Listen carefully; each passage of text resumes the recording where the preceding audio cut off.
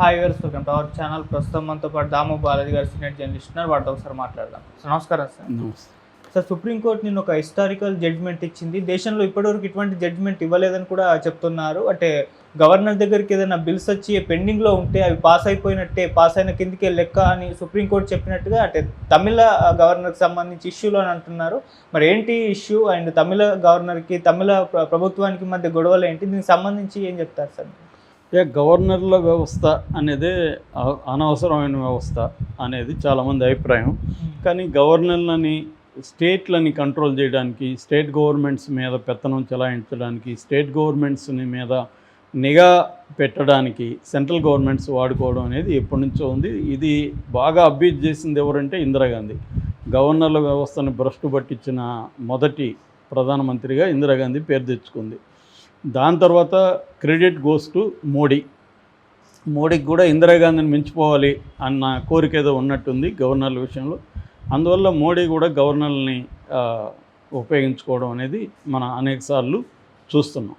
ఈ నేపథ్యంలో నిన్న సుప్రీంకోర్టులో ఒక చారిత్రాత్మక జడ్జిమెంట్ సుప్రీంకోర్టు ద్విసభ్య ధర్మాసనం జేబీ పార్థివాలా, ఆర్ మహదేవన్ ఇద్దరు కలిసిన పార్థివాలా జడ్జిమెంట్ రాశాడు. దీన్ని లైవ్లా మొత్తం డీటెయిల్గా ఇచ్చారు. ఇందులో ఏం జరిగింది, అసలు గవర్నర్ ఏం చేశాడు, సుప్రీంకోర్టు ఏం చెప్పింది, అసలు గవర్నర్ రోల్ ఏంటి, బిల్లుల్ని ఒక స్టేట్ అసెంబ్లీలో పాస్ చేసిన బిల్లుల్ని గవర్నర్ ఎంతకాలం తొక్కిపెట్టచ్చు, ఈ విషయాల గురించి మనం చూద్దాం. ఇక్కడ కూడా తమిళసై కూడా అనేక బిల్లుల్ని తొక్కిపెడితే ఇక్కడ కూడా తెలంగాణ గవర్నమెంట్ కూడా సుప్రీంకోర్టుకి వెళ్ళింది. సుప్రీంకోర్టు మళ్ళీ ఆమెకి చెప్పింది, ఫైనల్గా ఏదో సాల్వ్ అయింది. కానీ చాలా వరకు దాదాపు 3 ఏళ్ల పాటు కూడా కొన్ని ఇంపార్టెంట్ బిల్లులను కూడా తమిళసై ఇక్కడ కూడా తొక్కిపెట్టింది. ఇక్కడ ప్రాబ్లం ఏంటంటే, ఒక రాష్ట్ర ప్రభుత్వంలో ఒక పార్టీ అధికారంలో ఉంటుంది, కేంద్రంలో ఒక పార్టీ అధికారంలో ఉన్నప్పుడే ఈ సమస్య వస్తుంది. రాష్ట్రంలో కేంద్రంలో ఒకే పార్టీ అధికారంలో ఉంటే గవర్నర్ ఇష్యూస్ రావు. ఇప్పుడు ఆంధ్రప్రదేశ్లో గవర్నర్ తీసుకో, ఎప్పుడు ఏ ఇబ్బంది రాలేదు వాళ్ళకి. ఎందుకంటే జగన్ ఉన్న, ఇప్పుడు చంద్రబాబు ఉన్న మోడీకి అనుకూలంగా ఉంటారు కాబట్టి గవర్నర్లు కూడా ఆటోమేటిక్గా సీఎంలకు అనుకూలంగా ఉంటారు, ఆ ప్రభుత్వాలకు అనుకూలంగా ఉంటారు. ఇక్కడ కేంద్రంలో ఉండే పార్టీకి ఒక రాష్ట్రంలో ఉండే పార్టీకి మధ్య వైరుధ్యం ఉన్నప్పుడు మాత్రమే ఈ గవర్నర్లు వివాదాస్పద పాత్ర వహిస్తారు. అంటే క్లియర్గా గవర్నర్ నియమించేది ఎవరు? కేంద్ర ప్రభుత్వం. ఇక్కడ చెప్పాలంటే క్లియర్గా మోడీ అనుకుంటే ఎవరు గవర్నర్ అనుకుంటే వాళ్ళు గవర్నర్ ఉంటారు. కాబట్టి మోడీ ఏం కావాలో గవర్నరు ఆ పని చేయాల్సిందే.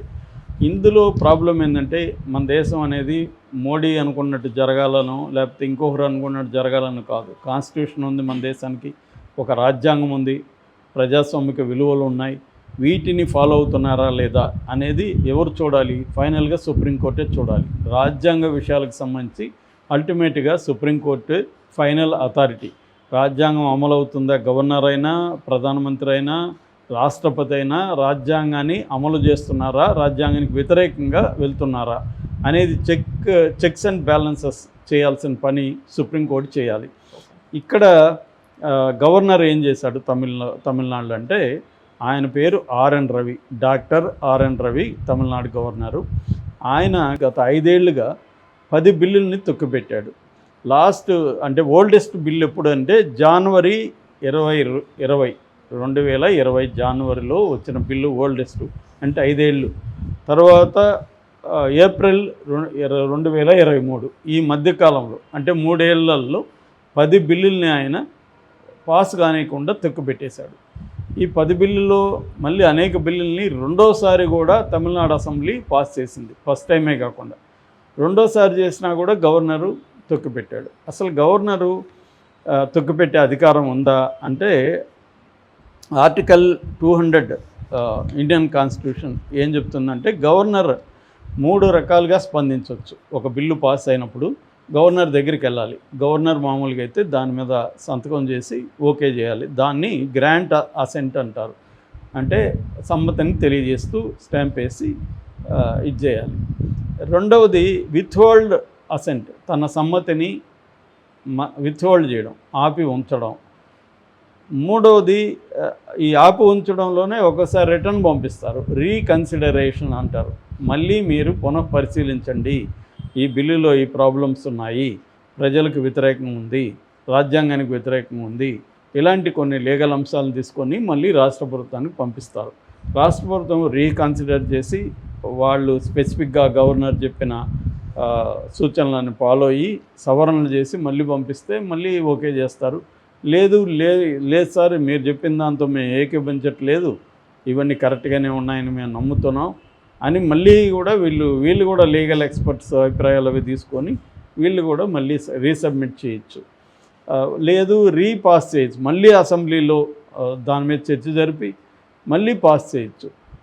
ఇది జరుగుతుంది ఈ ప్రాసెస్. మూడవది ఏంటంటే reserve bill for the president. బిల్లుని ప్రెసిడెంట్ చేతిలో పెట్టడానికి రిజర్వ్లోకి పెట్టేయడం. ఈ 3 రకాల పనులు గవర్నర్ ఒక బిల్లు గురించి చేయొచ్చు. ఇక్కడ ఏం చేశారంటే ఈయన గ్రాంట్ చేయలేదు, సమ్మతి గ్రాంట్ చేయలేదు, తర్వాత విత్హోల్డ్లో పెట్టేసుకున్నాడు. దాదాపు 3 ఏళ్ళు ఒక బిల్లుని పెట్టాడు. వీళ్ళకి రిటర్న్ చేసినప్పుడు రిటర్న్ చేయలేదు. రిటర్న్ చేయకపోయినా వీళ్ళు రెండోసారి మళ్ళీ బిల్లు పాస్ చేసి పంపిస్తున్నా కూడా దాన్ని కూడా ఇతను పక్కన పెట్టేశాడు. దీని మీద సుప్రీంకోర్టుకు వెళ్ళారు. సుప్రీంకోర్టులో తమిళనాడు గవర్నమెంట్ తరపున ముకుల్ రోహత్గి, రాకేష్ ద్వివేది, పి విల్సన్ ఈ 3 సీనియర్ అడ్వకేట్స్ వాదించారు. అటు సెంట్రల్ గవర్నమెంట్ అంటే ఈ సెంట్రల్ గవర్నమెంట్లో ఉండే మన అడ్వకేట్ జనరల్ ఆయన వెంకటరమణి ఆయన మన గవర్నర్ తరపున ఆయన వాదించారు. సో ఇందులో వీళ్ళ వాదనలు ఫైనల్గా ఏమైంది అనేది పక్కన పెడితే సుప్రీంకోర్టు జడ్జిమెంట్ ఏం చెప్పిందంటే ఆర్టికల్ 200 ప్రకారం ఒక గవర్నరు ఎల్లకాలం బిల్లులు పెట్టుకునే హక్కు గవర్నర్కి లేదు. ఎందుకంటే ఆ ప్రభుత్వం అనేది ప్రజలు ఎన్నుకున్న ప్రభుత్వం. ప్రజల ఆకాంక్షలకు అనుగుణంగా వాళ్ళు కొన్ని నిర్ణయాలు, కొన్ని బిల్లులు చేసినప్పుడు అవి రాజ్యాంగానికి వ్యతిరేకంగానూ సుప్రీంకోర్టుకి వ్యతిరేకంగా అలాగా ఉన్నప్పుడు మాత్రమే మీరు ఆపాలి. అది కూడా రాసి పెట్టాలి. అది లేకుండా మీరు మామూలుగా బిల్లుని రాజకీయ కారణాలతో ఆపడం వల్ల ప్రజలు ఎన్నుకున్న ఆ రాష్ట్ర ప్రభుత్వాలు ప్రజలకి మేలు చేయలేకపోతాయి. కాబట్టి ఇది కరెక్ట్ కాదు. మ్యాక్సిమం మీరు ఒక నెల పెట్టుకోవచ్చు, అంతకంటే ఎక్కువ పెట్టుకునే హక్కు మీకు లేదు. నీ ఇష్టం వచ్చిన రోజులు పెట్టుకోవడం, రాష్ట్రపతి కోసం రిజర్వ్లో పెడతానని చెప్పడం ఇది కరెక్ట్ కాదు. That is number 1. నెంబర్ 2, రెండోసారి ఒక బిల్లుని ఒక అసెంబ్లీ పాస్ చేసినప్పుడు మీకు ఖచ్చితంగా దానికి సమ్మతి తెలియజేయాల్సింది, వేరే మార్గం లేదు. ఆర్టికల్ 142 సుప్రీంకోర్టు చెప్పింది ఏంటంటే ఆర్టికల్ 142 ప్రకారం రెండోసారి ఒక అసెంబ్లీ ఒక బిల్లుని పాస్ చేస్తే మీరు దాన్ని ఓకే చేయాల్సిందే. మీకు రిటర్న్ పెట్టే హక్కు లేదు, ప్రెసిడెంట్కి పెట్టే హక్కు లేదు అని చెప్పేసి కామెంట్లు చేసింది. దాని తర్వాత ఇవన్నీ కూడా జడ్జిమెంట్లో రాశారు, బయట కామెంట్లు కాదు. క్లియర్గా జడ్జిమెంట్, డీటెయిల్ జడ్జిమెంట్ మనకి లైవ్లో వాళ్ళు ఇచ్చారు, వెబ్సైట్లో ఉంది. సో అలాగే ఈయన గవర్నర్ ఆపిన 10 బిల్లుని సెట్ అసైడ్ అంటారు. అంటే ఈయన కంట్రోల్లో ఉండదు. అట్లాగే ఒకవేళ ప్రెసిడెంట్ ఏమన్నా రిజర్వ్ కోసం ప్రెసిడెంట్ పెట్టుకున్నా కూడా దాన్ని నాన్ ఇస్టా లా అనేసి ఒక పదం వాడారు. నాన్ ఇస్టా లా అంటే లాటిన్ వర్డ్ ఇది. It is not the deed అని. It is not the deed అంటే ఇట్ ఈజ్ ఇన్వాలిడ్ అని అనమాట. అంటే ప్రెసిడెంట్ కూడా ఇంక జోక్యం చేసుకోవడానికి లేదు ఈ బిల్లుల్లో. సుప్రీంకోర్టే అల్టిమేట్. కాబట్టి ఈ 10 బిల్లులు పాస్ అయిపోయినట్టే లెక్క. అది సుప్రీంకోర్టు చెప్పింది. నాకు తెలిసి ఇట్లాంటి జడ్జిమెంట్ ఇప్పటివరకు రాలేదు. ఆల్రెడీ పంజాబ్ హైకోర్టులో ఇలాగే ఒకసారి గవర్నర్ గురించి వచ్చింది. కానీ ఇది ఒక చారిత్రక తీర్పుగా మనం చెప్పుకోవచ్చు.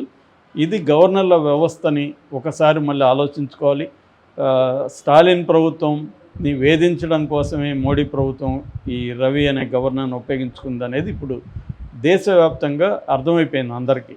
అంటే ఒక ప్రజలు ఎన్నుకున్న గవర్నమెంటు కొన్ని ప్రజల కోసం కొన్ని బిల్లులు చేసినప్పుడు ఇవన్నీ కూడా ఈ 10 బిల్లులు కూడా యూనివర్సిటీలకు సంబంధించిన బిల్లులు అనమాట. అంటే fishermen university, veterinary animal university, ఇలాంటి యూనివర్సిటీలు సంబంధించిన 10 బిల్లులు అనమాట. ఈ 10 బిల్లుల్ని ఆపడం ద్వారా గవర్నర్ల వ్యవస్థ ఎంత ఘోరంగా